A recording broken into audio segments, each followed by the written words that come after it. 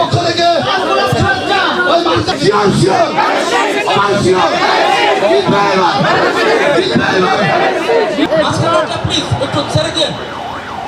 সাবেক সভাপতি হাফিজুর রহমান, সাবেক সভাপতি وصغيرنا وكبيرنا وجدهم على الإيمان يا أول الأولين يا رسول المساجين আমরা যে কোরআন আয়াত তেলাওয়াত করছি মাওলা সূরা ফাতিহা সূরা ইখলাস এই আমলগুলোকে কবুল আর মঞ্জুর করো মাওলা আমাদের দেশকে শান্তির দেশ হিসেবে তুমি রব্বুল ইজ্জাতি আম্মা ইয়াসিফুন। শুকনো বন্ধুরা, আমরা খুব সংক্ষিপ্ত সময়ের মধ্যে বিসমিল্লাহির রহমানির রহিম।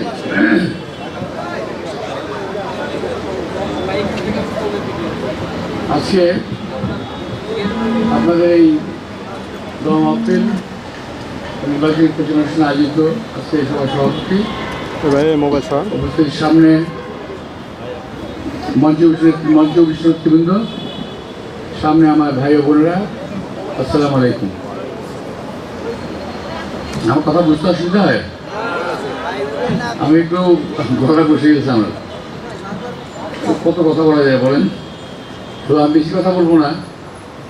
আপনি কষ্ট করে যারা এই অনুষ্ঠানটি আয়োজন করেছেন, আপনাদের সবাইকে আন্তরিকভাবে ধন্যবাদ জানাচ্ছি, কৃতজ্ঞতা জানাচ্ছি। এতগুলো আপনারা যারা এখানে আছেন, নেতৃবৃন্দ, কর্মচারী, কর্মকর্তা ভাই ও বোনেরা, আপনারা আসছেন এখানে আমাকে সমর্থন দেওয়ার জন্য, তাই না? এখন আমার কথা হলো, শুধু সমর্থন দিলে হবে? আর কিছু ভোট আদায় করতে হবে না মানুষের কাছ থেকে? বিএনপির কিন্তু নেতা এবং কর্মীর আল্লাহর রহমতে কোনো অভাব নেই, কিন্তু সাচ্চা কর্মীর অভাব সব দলই আছে, শুধু আমার দলে না। তারপরও আমি বিশ্বাস করি বিএনপি শহীদ রাষ্ট্রপতি জিয়া রহমানের প্রতিষ্ঠিত একটা দল, যে দলটি লালিত হয়েছিল দেশনেত্রী বেগম খালেদা জিয়ার হাতে, যে দলটির নেতা এখন আমাদের নেতা তারেক রহমান সাহেব। আমরা বরাবর সকল সময়ে নেতৃত্বের অভাবে পড়লেও আমাদের দলীয় নেতৃত্ব শূন্যতা থাকে নাই, শূন্যতা রহমত পূরণ হয়ে গেছে। তবে হ্যাঁ, শহীদ রাষ্ট্রপতি জিয়ার মতো অবদান, খালেদা জিয়ার মতো অবদান যাতে আমাদের এই নেতাও দলের প্রতি, দেশের প্রতি তার প্রতি রাখতে পারেন, আপনারা দোয়া করবেন। আমরা যারা আছি নেতা কর্মী, আমরা তাই সহযোগিতা করব। সেই সহযোগিতার অংশ হিসেবে এই যে আপনারা ভোট দিতে যাচ্ছেন সামনের 12 তারিখে, এই ভোটটা কি কেউ আমাকে দান করলো নাকি আমরা আদায় করলাম? কোনটা? কথা বলেন না কেন আপনারা? এই ভোটটা আমরা আদায় করেছি, ভোটের অধিকার আমরা আদায় করেছি, আমাদেরকে কেউ দয়া করে দান করে নাই। এবং এই ভোটটা আমাদেরকে 12 তারিখে প্রয়োগ করতে হবে। এবং ওই 12 তারিখে অনেক রকম ষড়যন্ত্র হতে পারে, আমি আশঙ্কা করছি। বিএনপি কিন্তু আন্দোলন করছে, নির্বাচন করছে, মোটামুটি নিজ শক্তিতেই বলিয়ান হয়ে আল্লাহর রহমতে। যদিও আমাদের জোট আছে, আমাদের বিভিন্ন সঙ্গী সাথে আছে, তারপরও বিএনপি শক্তির একক।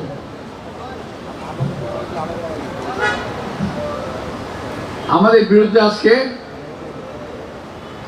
কিছু কিছু দল দাঁড়িয়েছে, যারা বিএনপি ক্ষমতায় যাওয়ার আগেই বিএনপিকে প্রোপাগান্ডার মাধ্যমে, গৈবল্য প্রচারণার মাধ্যমে বিএনপিকে এখনই দোষী সাব্যস্ত করার চেষ্টা করছে। আমরা ক্ষমতায় নাই, ক্ষমতায় যারা আছে বিএনপিকে তারা বিভিন্ন নামে আখ্যায়িত করছে, বিভিন্ন দোষে দোষী করছে। অথচ আমরা 17টা বছর বিএনপি ক্ষমতার বাইরে, এই 17 বছরে বিএনপির নেতা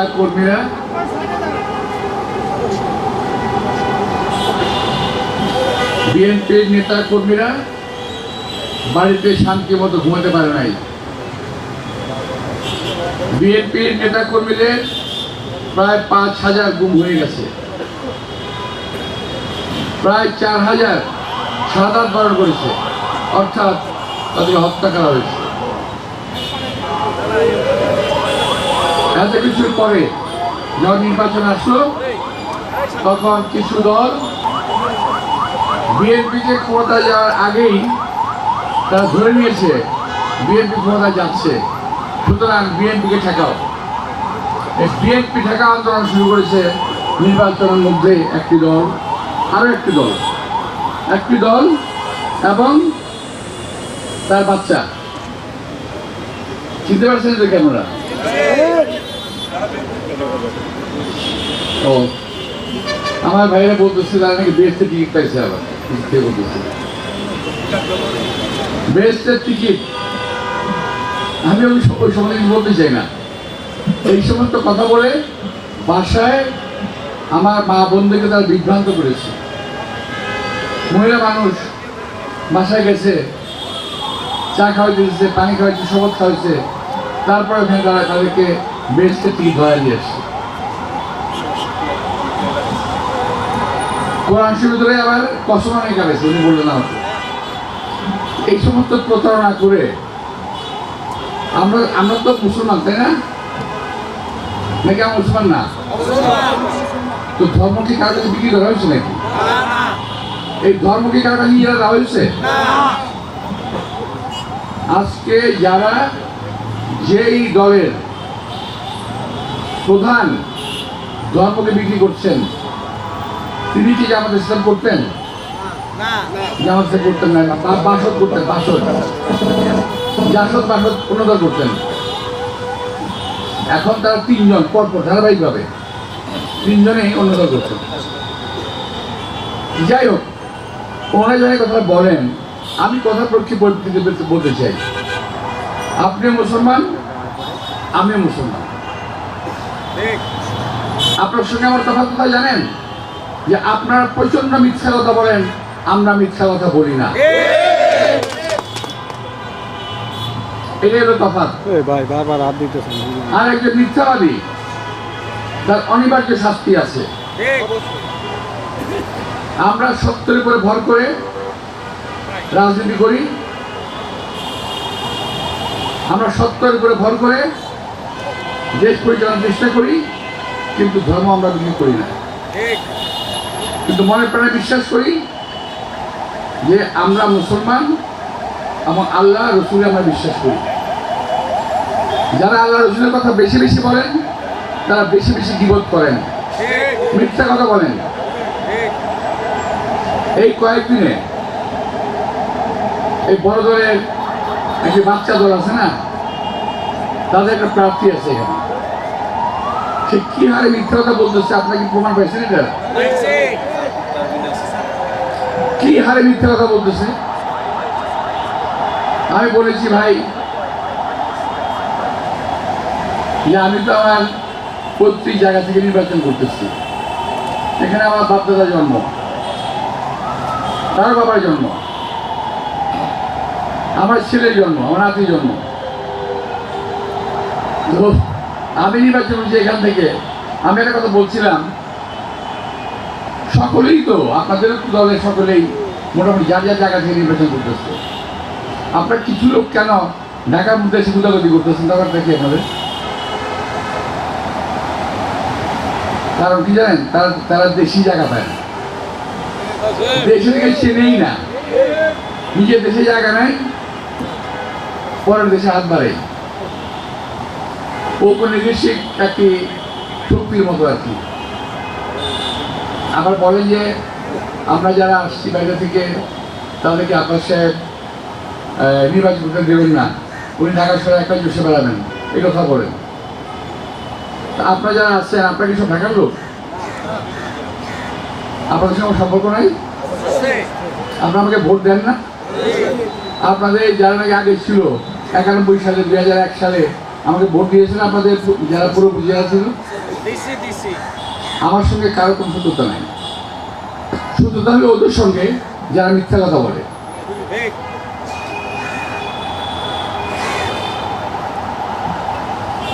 শত্রুতা হলে ওদের সঙ্গে যারা নিজেরা চুরি করে,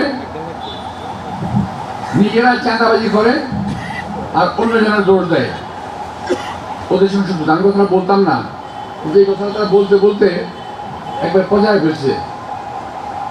আমাকে অনেকেই বলছে আপনি সাথে কথা বলেন না, আর আমি দেখলাম যে কথা যদি আমি না বলি তাই এটা জবাব হবে না।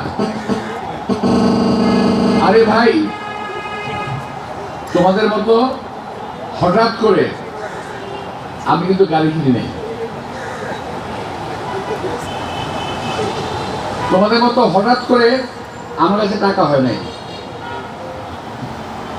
আমার বয়স হয়ে গেছে, এত বছর বয়সে আমি ব্যবসা বাণিজ্য করছি না, আমি ট্যাক্স দিছি না। আমি কি তোমাদের মতো হঠাৎ করে আঙুল ফিরে কলা গাছ হয়ে গেছি? আমি প্রশ্ন করতে চাই যে তুমি যে বাবা গাড়িটা চালাও, কার গাড়ি চালাও? বলতে পারো যে আমার বন্ধু দিচ্ছে চালানোর জন্য, হতে পারে, এটা খুব স্বাভাবিক। কারণ তোমাদের মতো লোকদের বাপের কিছু থাকে না, শ্বশুরের থাকে। সব শ্বশুর বাড়ি, সব শ্বশুর দেয়।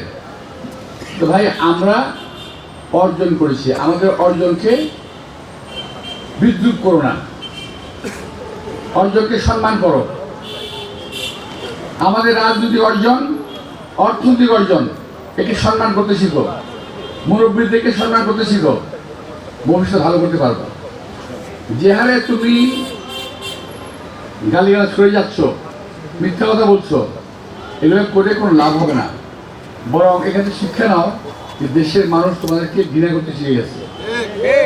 যেই কয়েকদিন আগে তোমাদেরকে সম্মান করতো, মানুষ কিন্তু এখন তোমাদেরকে সম্মানটা দেয় না। এটা একটু মাথায় রেখো, এটা একটু মাথায় রাখবা। কিছু হলেই মির্জা আব্বাসের দোষ।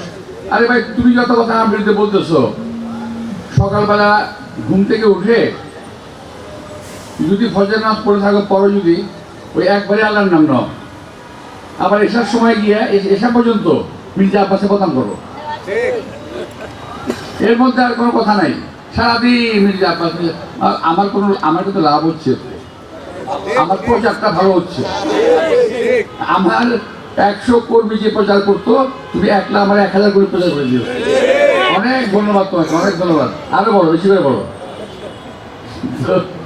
কারণ তুমি যত বেশি বলবা আমার তত লাভ হবে, কারণ তুমি তত মিথ্যাবাদী প্রমাণ হবা, আর আমার সত্যতা আর বেশি প্রমাণ হবে। যাই হোক ভাইয়েরা, আমি ভাবছিলাম কি জানেন, কথা বলবো না আসলে।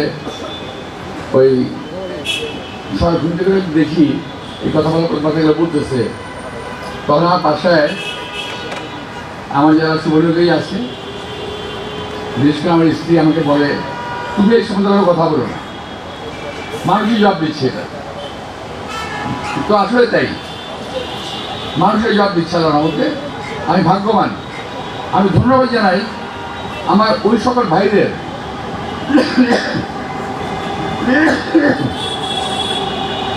যারা সোশ্যাল মিডিয়ায় এরা জবাব দিচ্ছেন। আমি আপনাদেরকে চিনি না, দেখি নাই, কথা হয় নাই, কিন্তু আপনারা জবাব দিচ্ছেন। আমি মনে করি যে আমি ভাগ্যবান যে আপনাদের অনেকের দোয়াই ইনশাল্লাহ আগামী আমি ভোটে পাস করবেন। আচ্ছা, এখন একটু কাজের কথা বলি, এত গল্প করলাম। এই যে আপনার যত লোক আছে, আমি এখন কিন্তু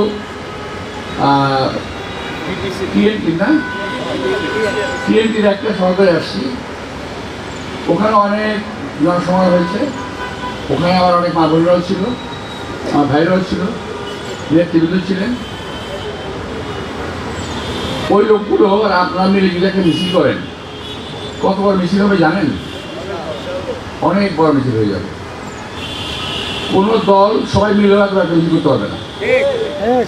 তো এই আপনারা যদি আমার জন্য সকলে অন্তত 10টা করে ভোট কালেক্ট করেন,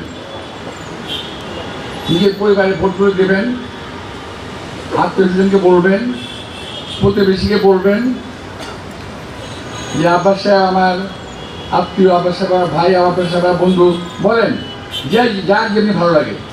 কেউ চাচা বলেন, কেউ দাদা বলেন, কেউ ভাই বলেন, কোনো অসুবিধা নেই। এমন একটা বয়সে আসি আমি, আমাকে আর সব বলা যায়। তো আমি ভাগ্যবান যে এই বয়স তারা আমাকে দিয়েছেন, আমি তাদের অনেক শুকরগুজার করি। তো আমাকে এখন যেমন আমার স্কুলে বাচ্চারা যারা এখন আমার নাতি বয়সী, যে স্কুলে পড়তাম মতি সেন্ট্রাল হাই স্কুল, ওই স্কুলের ছেলেমেয়েরা আমার কাছে আসছে। সামনে অনেকে আসছে, এখন আমার সাথে ঘুরে গেলে এরা সব আমাকে এসে বলে যে আব্বাস ভাই, আমি এই আমার ভাই তুমি কেমনে দেবে, আমি তো ভাই কেমনে দেবেন, কিন্তু আমার স্কুলে তোমার না দিচ্ছি বলে ছোটো বয়সে, কেন স্কুলে পড়ি, এক স্কুলে পড়ছি না আমরা, সুতরাং ভাই ঠিক আছে মেনে নিলাম। ভাই হোক আমাকে আমার পরিবারের সকলেই দাদা ভাই করে ডাকে, তোমরা দাদা ভাই ডাকতে অসুবিধা নাই, আমি খুশি হই, ভালো লাগে। তো যাই হোক, আমি এখন এই আপনার কী কারোর কথা বলছিলাম যে এখানে যারা আছেন, যার সঙ্গে যদি সম্পর্ক আমার ম্যাচ করে, যদি দাদা ভাই ম্যাচ করে বলবেন দাদা ভাইকে ভোট দেন, যদি চাচা ম্যাচ করে চাচা ভাইকে ভোট দেন, যদি ভাই ম্যাচ করে তাহলে ভাইকে ভোট দেন, যেটা মনে করেন আপনারা। আমার এখন ওই বয়সে আমি আছি, সুতরাং আমার কোনো আপত্তি নাই। যদি কেউ জিজ্ঞেস করে যে কেমনি আত্মীয় হলো, আপনার কী রিপ্লাই দেবেন তখন বলতে পারবেন না কিছু। আপনার সাথে আপনার আত্মীয় কেমনে হলো, আমি আপনাদের একটা ভালো এবং সহজ উত্তর দিয়ে দিই। এই যে রোদের মধ্যে বসে আছেন আপনারা, কি কারণে বলেন তো? ভালোবাসার কারণে। এই আত্মার একটা সম্পর্ক, আত্মীয়, আত্মার সম্পর্কের আত্মীয় আমার সকলেই। আপনারা যারা উপস্থিত আছেন তারা, এবং যারা কোনো উপস্থিত নাই তারা, আপনারা কেউ যদি বলবেন, আপনার বাসায় গিয়ে কেউ তার ছেলে মেয়েকে বলবেন, কেউ তার সাহেবকে বলবেন, আপনি স্ত্রীকে বলবেন, কেউ তার সন্তানকে বলবেন, এবং আত্মীয়স্বজনকে বলবেন যে আব্বাস সাহেবকে এই কারণে একটা ভোট দিতে হবে। কী কারণে দেবেন, কী কী আমি করেছি এই লিস্ট থেকে আসছে তো কেউ না, এটা তো আচ্ছা।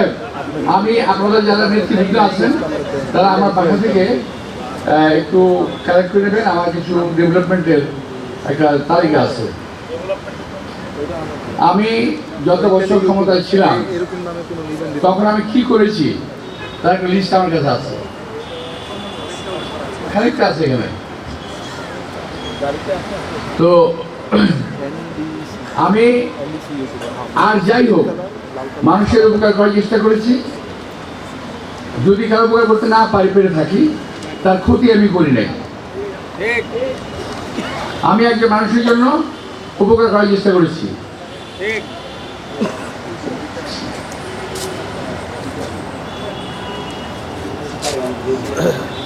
হ্যাঁ, এটা কিন্তু আংশিক, পুরো না কিন্তু। তো আমার যে ভাইরা আমার সম্পর্কে প্রশ্ন করেন, তাদেরকে প্রশ্ন করবো যে আমার যে ডেভেলপমেন্ট ওয়ার্ক আমি করেছি তাকে পুরোনো বলেন কি করেছেন আপনি। আরে ভাই, আমি যেটা করছি তোমার গোষ্ঠী শুদ্ধ মাথায় করে নিতে পারবো না, এটা মাথায় করে নিতে পারবো না যদি লিখে নিই। তার মধ্যে আমি এটাও করে দিই, আমি যে কথা কিছু না বলছেন যে এই যে সমুদ্রে বসে আছি আমরা, এটার আসল নাম কি জানেন আপনারা ভাই? এটা কিন্তু একজনের বাড়ি, কিন্তু এটা একজনের বাড়ি, পরিত্যক্ত বাড়ি, চামেলি হাউস। জানেন এটা না? ফ্যারি হাউস, চামেলি হাউস পাশে না, ফ্যারি হাউস। এই ফ্যারি হাউস দখল করার চেষ্টা করা হয়েছিল কয়েকজন মিলে, এবং নিয়ে গেছিল প্রায় বলতে পারেন। দেশনেত্রী বেগম খালেদা জিয়ার কানে তোলার পরে উনি ব্যাপারে হাত দেন এবং এই বাড়িটি সরকারের কাছে ফেরত আসে। আজকে আপনি এখানে আসছেন। তো বিএনপি উদ্ধার করে, আত্মসাৎ করে না। এইটা মাথায় রাখতে হবে আপনাদেরকে। যারা কথা বলেন, বিএনপি চাঁদাবাজ দমন করে, চাঁদাবাজি করে না। আর আপনারা চাঁদাবাজি করেন, আপনাদের গাড়ি বাড়ি প্রমাণ। এখন 9 মাসের মধ্যে এত কিছু করে ফেললেন, আর আমাদের এত বছর বয়স হয়ে গেল, আমাদের চোখে টাকা কিভাবে আব্বাস সাহেব করলো, কিভাবে এটা করলো, কিভাবে সেটা করলো। অনেকে বলেন মির্জা আব্বাস সাহেব ব্যাংক করলো কিভাবে, ব্যাংকের মালিক হলেন কিভাবে।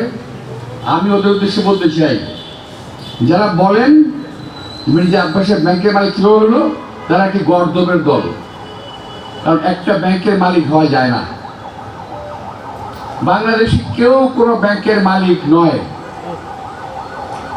আমি একটা ব্যাংকে কিছুটা শেয়ার হোল্ডার, কিছুটা শেয়ার আছে। সেই সূত্রে 100 ডাইরেক্টর ছিলাম, আমি ছিলাম না, আমার স্ত্রী ছিল, এখন আমার ছেলে ডাইরেক্টর। ব্যাংকের মালিক তো না রে ভাই, 2 বছর পরে থাকবে না। যারা ব্যাংকের মালিকানা দাবি করে তারা সবাই ব্যাংক দখল করে, ব্যাংক লুট করে খেয়ে চলে গেছে বাংলাদেশে, অলরেডি চলে গেছে। কিন্তু আল্লাহর রহমতে এই ব্যাংক টিকে আছে, কারণ এই ব্যাংকের থেকে টাকা পয়সা আত্মসাৎ হয় না। আমি থাকার কারণে আমরা পাহারা দিই জনগণের সম্পত্তি বরাবর, নতুন কিছু না। একটা জবাব আমাকে দিতেই হয়। উনি বলেন যে আমার যেখানে আমি থাকি ওখানে নাকি আমি উদ্বাস্ত। ভাই, এতে জব কি আপনারা দেবেন? আমি নাকি উদ্বাস্ত হয়ে আসছি ওখানে।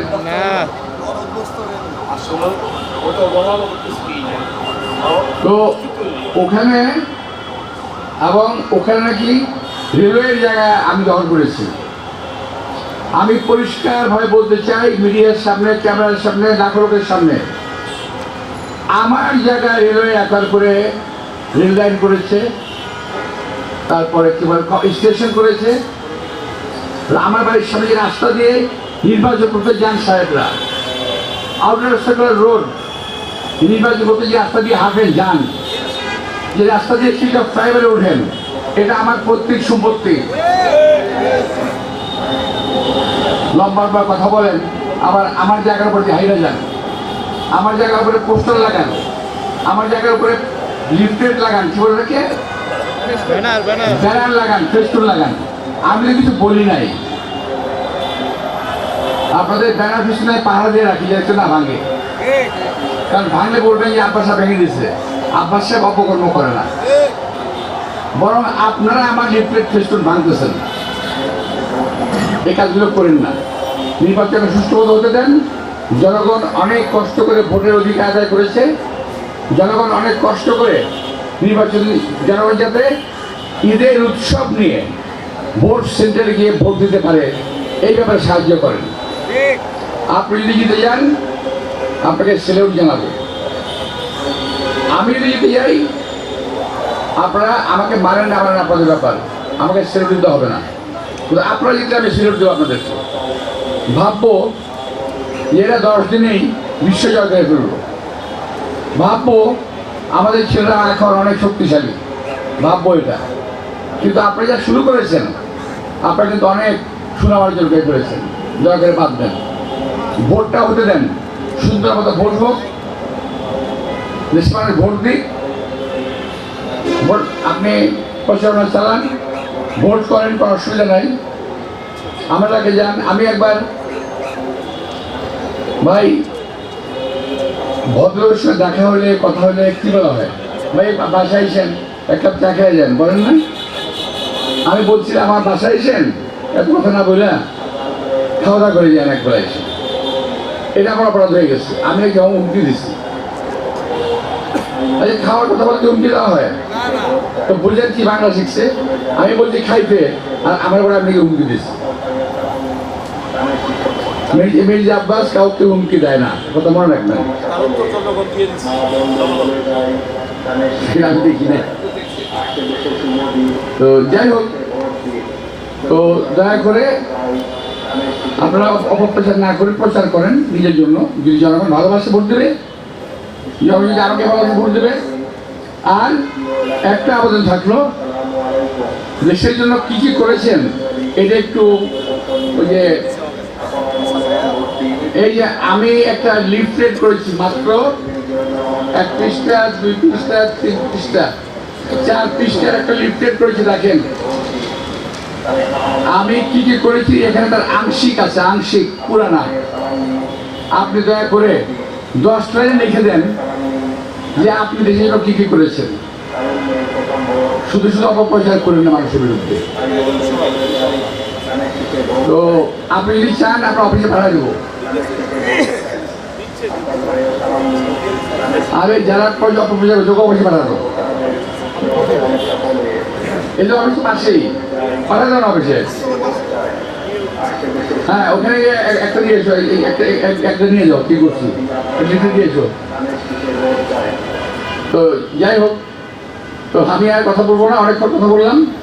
আমি একটু আমাদের সহকর্মী, আপনাদের সহকর্মী, আমাদের টিএনটির এক ভাই যেটা আহত অবস্থায় হসপিটালে আসছেন, তাকে দেখতে যাবো। আমাদের হানিফ সাহেব, বিপি হানিফ মানে আমি যে কলেজে পড়তাম, বর্তমান সিদ্ধুমির কলেজ, তৎকালীন সময় চিন্তা করেছিল। আমি কলেজে কিছুদিন পড়াশোনা করেছি। তো উনি ট্রেনটি চাকরি করেন। ও অসুস্থ হয়ে পড়েছে, অসুস্থ মানে অ্যাক্সিডেন্ট হয়েছে। আমি ওখানে ট্রেনটির সভাপতি। হ্যাঁ, আমার জানা ছিল না, আমার ছাত্র ভাই এত বড় নেতা হয়ে গেছে, আমার জানা ছিল না। তো যাই হোক, তো আপনার কষ্ট করে ভোট দিতে যাবেন, ভোট চাবেন, সকাল সকাল যাবেন। হ্যাঁ, রোদ হবে থাকবে, কিন্তু অনেক গরমে ঘাইমা বললেন না যে আর জায়গায় পড়া আসবো না, সময় পাবেন না। শেষ সময় পর্যন্ত থাকবেন, 4টার আগে এনক্লোজারে ঢুকে পড়বেন, সর্বশেষ ভোট দিয়ে বেরোবেন। তো আপনাদের সকলের শুভকামনা করে, আপনাদের সকলের দোয়া কামনা করে, দেশ নেত্রী বেগম খালেদা জিয়ার জন্য দোয়া কামনা করছি, শহীদ আহমদ জিয়ার জন্য দোয়া কামনা করছি। আমাদের নেতা তারেক রহমান অনেক পরিশ্রম করে সারা বাংলাদেশে উনি ঘুরে বেড়াচ্ছেন ভোটের জন্য, এই দেশে মানুষের ভোটের অধিকার প্রয়োগের জন্য। তার জন্য দোয়া করবেন এবং আমরা একে অপরের জন্য দোয়া করবো, এবং এটাও দোয়া করবেন যাতে আল্লাহ তাআলা যাতে আমাদেরকে নির্বাচনে বিজয়ী করেন।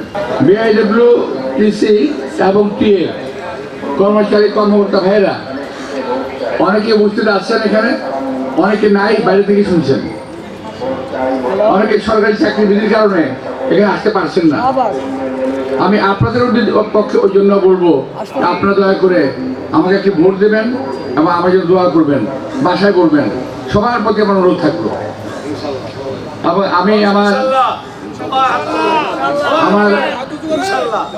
আমার সহকর্মী ভাই যারা আছেন, ভাই বোনেরা, তারা লিফলেট সমস্ত কর্মকর্তাদের কাছে দয়া করে পৌঁছে দিন, সবগুলো সহ, আমার সহ, ইয়ে বিশেষ করে কি কি আমি করেছি, কর্মকাণ্ড সহ, কার্যক্রম যা করেছি আর কি।